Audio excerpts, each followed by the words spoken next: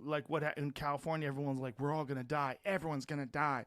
And then if you're reasonable, you're like, no, only like 30% of us are gonna die.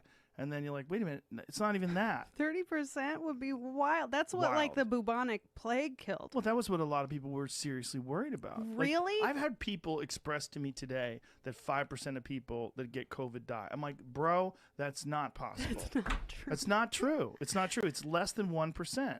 And then you also have the problem of die from COVID or die with COVID, because most people who die have an average of 2.6 comorbidities. And I think they've recently elevated that.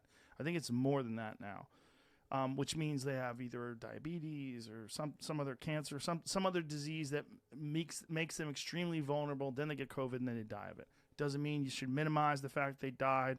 And COVID definitely killed them, because if it wasn't for COVID, they would have probably stayed alive. But they were not doing good already. And that's a lot of us. That's the problem. And they don't fucking say shit about that. They don't say shit about, you should take vitamins, you should exercise. Like, you took it upon yourself to lose weight. And that's really important, because almost 80% of the people that were hospitalized from COVID were obese. Almost 80%. It was like 78%.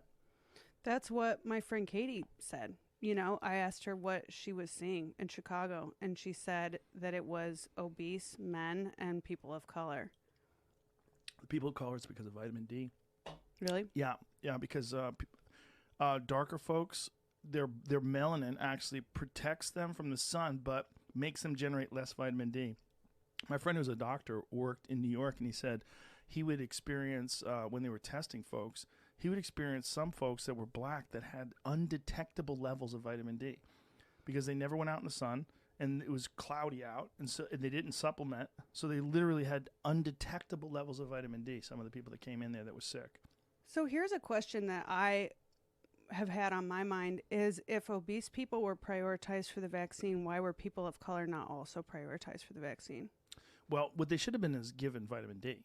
You know, I mean, and not just given vitamin D, but everybody should have been told from the beginning. Like, vitamin D plays a critical role. 84% of the people that were in the ICU with COVID were deficient in vitamin D. Only 4% had sufficient levels of vitamin D. People that were in the ICU with COVID. And that's a big problem with the entire country, because human beings aren't designed to be indoors. This is not normal. To be covered with clothes. We're supposed to be outside doing shit. That's how the human body evolved over hundreds of thousands of years. So this whole environment that we're living in is terrible for the generation of vitamin D. The only other way to get vitamin D is to take it in pill form. That's the only other way. You either get it from the sun, your body generates it, or you have to take it. There's no other way to get it. Yeah. And it's actually a hormone. Vitamin D is a hormone. It's not even really a vitamin. It's a crazy, and it's responsible for so many things. It's responsible for brain function, muscle growth, your immune system. But they don't tell you that. Right. There's no, you don't see Garcetti on TV saying, folks, this is what we found out. Look at these charts and statistics about people that have suffered from it. It's really important to take vitamin D. They didn't say that. Yeah, I did all that. I went outside and I started taking it, and I lost weight. I didn't want to, and I haven't gotten it. Good. But aren't you happy you lost weight? Don't you feel like lighter? I feel lighter. That's exactly how I feel. Moving around? Yeah, dude.